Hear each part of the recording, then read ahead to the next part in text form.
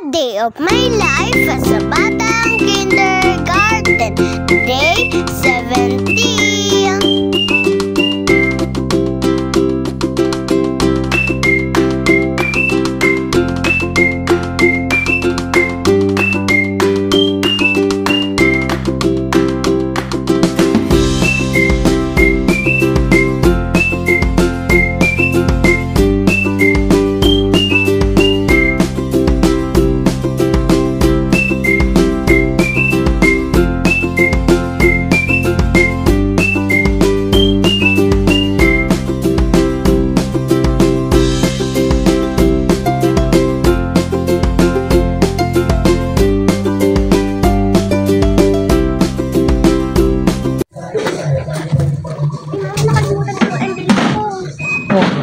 Envelope mo, tapos